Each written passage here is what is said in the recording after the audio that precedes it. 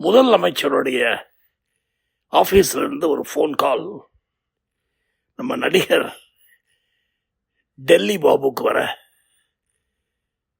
Secretary ஓடி வந்து, sir chief minister உங்கள்கிட்ட பேசணுமா சார், உங்கள்கிட்ட ஏதோ டின்னருக்கு உங்களை கூப்பிடணுன்றாரு அப்படின்னு சொல்ல, ஷூட்டிங் இல்லாமல் வீட்டில் இருந்த டெல்லி பாபு, அப்படியா கொடுங்க அப்படின்னு சொல்லிட்டு, சார் வணக்கம் சார், யார் பேசுறதுன்னு ஒன்று, சார் நான் தான் முதலமைச்சரோட செக்ரட்டரி பேசுகிறேன் சார், சார் உங்கள்கிட்ட பேசணும்னு சொன்னார், கொடுங்க சார் என்ன விஷயம் சொல்லுங்கள், பேசுவார் சார் அப்படின்னு சொல்லிட்டு ஒரு நிமிஷம் வெயிட் பண்ண வச்சு முதலமைச்சர் லைனுக்கு வர, மிஸ்டர் டெல்லி பாபுங்களா அப்படின்னு கேட்குறாரு.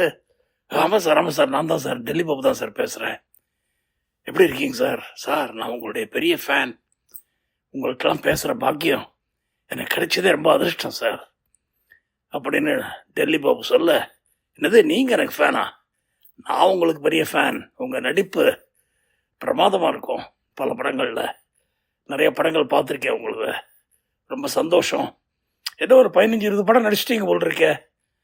ஆமாம் சார், கையில் ஒரு 8 படம் இருக்குதா, ஆமாம் இருக்கு சார், நிறைய பேர் வந்து கேட்குறாங்க, நல்ல கேரக்டர்ஸ்னால் பண்ணுறேன் சார், அண்டு நல்ல ஹீரோவாக இருக்கணும் சார் அப்படிலாம் சொல்லி எழுதி பேச, ரொம்ப மகிழ்ச்சி, இன்னைக்கு நைட்டு டின்னருக்கு உங்களை மீட் பண்ண முடியுமா, ஃப்ரீயாக இருக்கீங்களா, சார் என்ன சார் உங்களை ஃப்ரீயாக இருக்கீங்களான்னு கேட்குறீங்க, என்ன வேலையாக இருந்தாலும் விட்டுட்டு உங்களை பார்க்க ஓடி வந்துடுவேன் சார், உங்கள் கூட டின்னர் சாப்பிட்றதுங்கிறது சாதாரண விஷயமா, பட் ஒரு 3-4 ஃபோட்டோ எடுத்துக்கணும் சார், அதுக்கு மட்டும் எனக்கு வீடியோவே எடுத்துங்க, அதெல்லாம் ஒன்றும் பிரச்சனை இல்லை, கட்சி விஷயமா சில விஷயங்கள் உங்கள்கிட்ட பேசணும், அதாவது உங்களை கட்சியில் சேர சொல்லி அதை சொல்லலாம் வற்புறுத்தலை, ஆனால் எங்கள் கட்சிக்கு தேவையான சில விஷயங்களை நீங்கள் செஞ்சு கொடுக்கணும் அப்படின்னு சொல்ல, கண்டிப்பாக சார் ஒன்றும் ப்ராப்ளம் இல்லை சார் அப்படின்னு டெல்லி பாபு சொல்ல, ஓகே அப்போ மாலையில் சந்திப்போம், நம்ம செக்ரட்டரி பாக்கியனா சொல்லுவார்,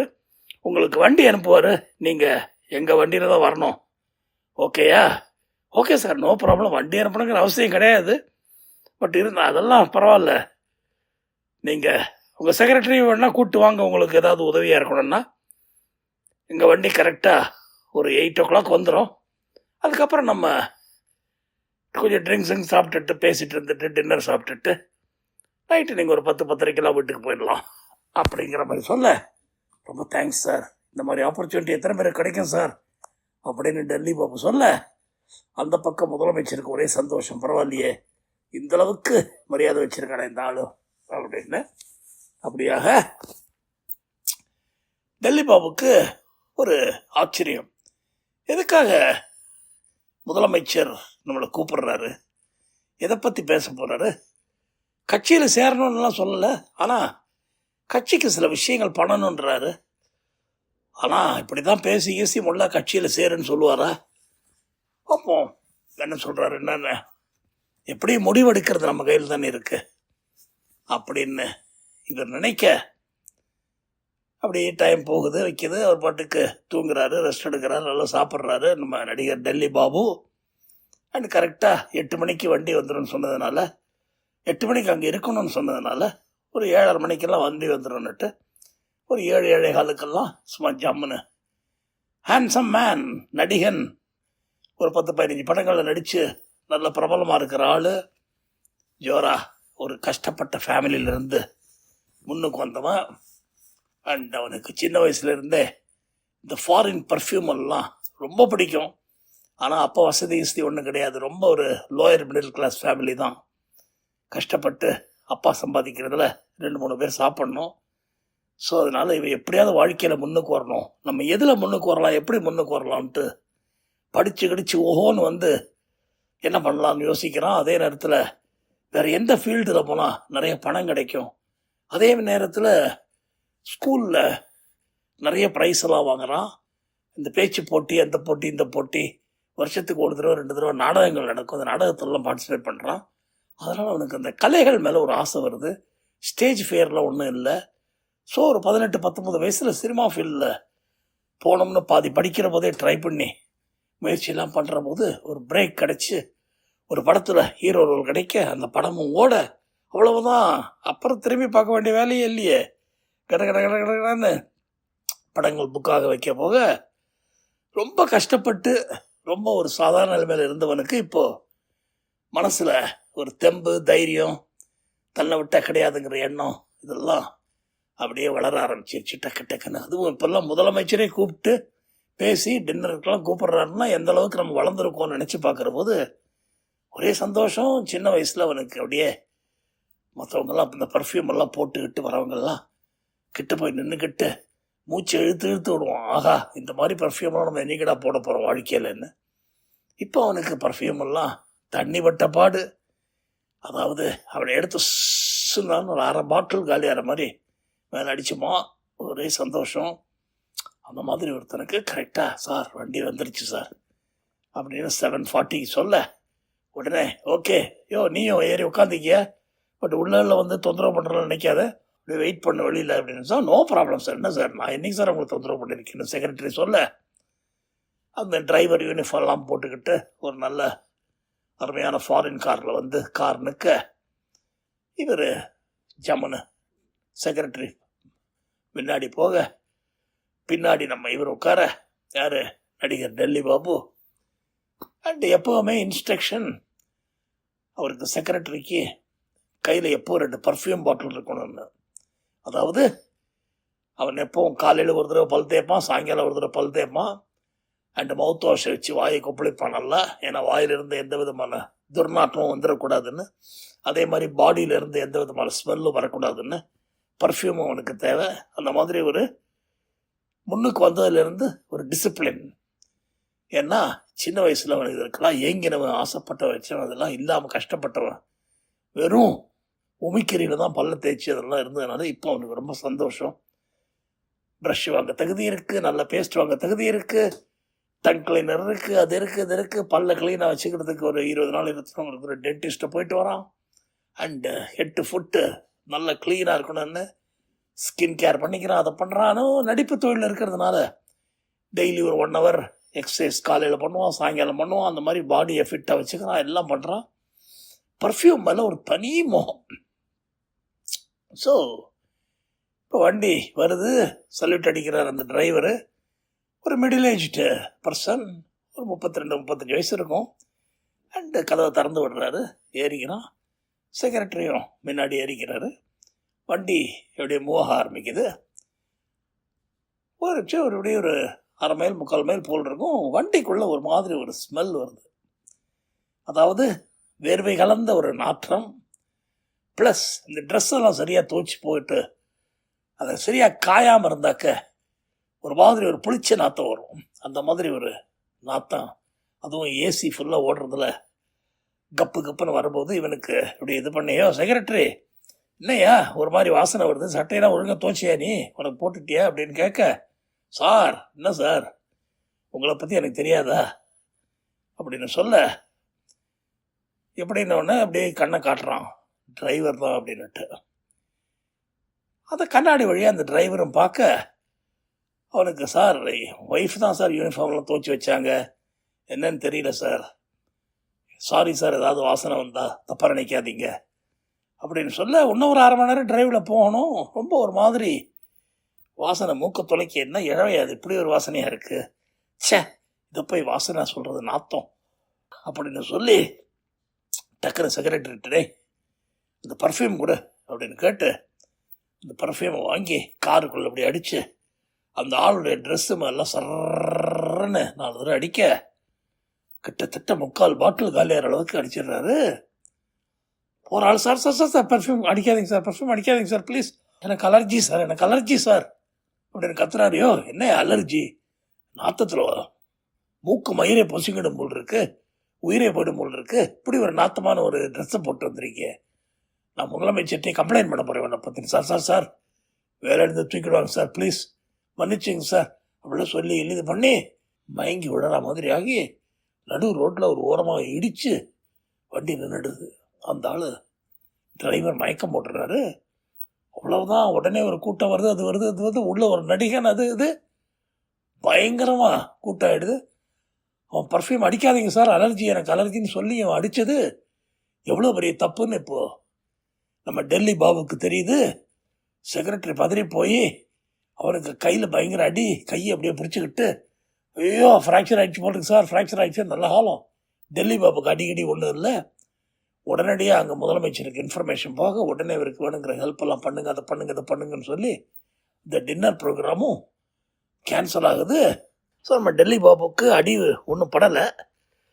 இருந்தாலும் முதலமைச்சர் அவருடைய செல்ஃபோனில் கான்டாக்ட் பண்ணி, நோ அது பாருங்கள், ஹாஸ்பிட்டலுக்கு 3 பேரும் போகிறோம், நீங்களும் தயவுசெய்து ஹாஸ்பிட்டலுக்கு போய் ஃபுல்லாக 8 ஃபுட் செக்அப் பண்ணீங்க, ரொம்ப வருத்தமாக இருக்குது, நான் டின்னருக்கு கூப்பிட்டு இந்த மாதிரி ஆயிடுச்சேன்ட்டு, வெரி சாரி சார், எனக்கு ஒன்றும் ரொம்ப பெருசாக அடிப்படலை சார், நான் வேணா இன்னைக்கு வேணாம், இன்னொரு 2 or 3 days கழிச்சு நம்ம மறுபடியும் பார்க்கலாம். ஏன்னா பிகாஸ் எனக்கே ரொம்ப ஷாக் ஆகிடுச்சு, ஷாக்கிங்காக இருக்குது. பாவம் ஃபேஸ் பண்ண உங்களுக்கு எப்படி இருக்குது? இந்த மாதிரி ஒரு என்ன டிரைவர் இப்படி பண்ணிட்டான் சார்? டிரைவர் மேலே தான் ஃபுல் தப்புன்னு சொல்ல முடியாது, யார் மேலே தப்பு அதெல்லாம் விடுங்க. நீங்கள் டிரைவர் ஒழுங்காக ஓட்ட வேணாமா? சே, ஐ திங்க் ஒரு நடிகனை பார்த்து எக்ஸைட் ஆகிட்டான் போல் இருக்காமா, இடியட் அப்படின்னு டிரைவரை திட்டி கட்டி பண்ண. நம்ம டெல்லி பாபும் சரி, தம்மையில் இருக்கிற ஃபால்ட் எதுக்கு சொல்லணும் ரொம்ப அப்படின்னு அடக்கி வாசிக்க, அதுக்குள்ளே கையை பிடிச்சிக்கிட்டு ஐயோ வலிக்குதே, ஐயோ கை உடஞ்சிருச்சு போல் இருக்கேன்ட்டு செக்ரட்டரி பாவம் அழுதுகிட்டு இருக்க, ஆம்புலன்ஸ் வந்து கூப்பிட்டு போக டாக்டர்கிட்ட. இவரை மட்டும் ஒரு ஸ்பெஷல் காரில் டெல்லி பாபுவை ஆஸ்பத்திரியை கூப்பிட்டு போயிட்டு 8 ஃபுட்டு செக் பண்ணுற போது முதலமைச்சர் வந்துட்டார் அங்கே ஆஸ்பத்திரிக்கு. டெல்லி பாபு ஷாக் ஆகி துள்ளி குதிச்சு எழுந்து, சார் நான் நல்லா இருக்கேன் சார், நீங்கள் எதுக்கு சார் அதெல்லாம்? அட படுங்க நீங்கள் முதல்ல, எங்கே உங்களை நான் வர சொன்னேன், வண்டி அனுப்பிச்சேன், என் டிரைவர் இப்படி பண்ணிட்டாங்கிற போது என் மனசுக்கு எவ்வளோ இதாக இருக்கும், நைட்லாம் தூங்க முடியாதுல்ல. இப்போ வந்து உங்களை பார்த்து ஓரளவுக்கு நல்லா இருக்கீங்க அப்படின்னு தெரிஞ்சப்பறம் தானே எனக்கு மனசு ஆறுதல் அடையும். என்னங்க நீங்கள், நாங்களும் மனுஷனுங்க தானே அப்படின்னு சொல்ல அப்படியே உருகி போயிட்டாரு நம்ம டெல்லி பாபு. அண்டு பக்கத்துலேயே இருக்கிற அந்த கை உடைஞ்ச நம்ம ஆளை போய் பார்க்க, நல்ல காலம் சார், ஏதோ ஹேர்லைன் ஃப்ராக்சர் தான் ஆகிருக்குது, பெரிய லெவலில் ஃப்ராக்சர் ஆகலை, நீங்கள் இவ்வளோ தூரம் வந்தது அப்படின்னு சொல்லிட்டு முதுக்கட்டிருன்னு அவர் காலில் விழுந்து சாஷ்டாங்க நமஸ்காரம் பண்ணுறான். கை உடைஞ்சாலும் பரவாயில்லன்னுட்டு அந்த செக்ரட்டரி. டிரைவர் அப்படியே முக்கி முனக்கிக்கிட்டு, ஐயா பர்ஃப்யூம் அடிக்காதே சொன்னேனே, அடிச்சிட்டாரு, தலையில் பயங்கரமாக வலிக்குதே, தலையில் யாரோ கல்லை தூக்கி போட்ட மாதிரி டங்குன்னு இடிக்குதே, அவ்வளோ புலம்ப இவர் போயிட்டே, என்னப்பா இடிச்சிட்டு இந்த மாதிரிலாம் நீ புலம்பிட்டு இருக்க?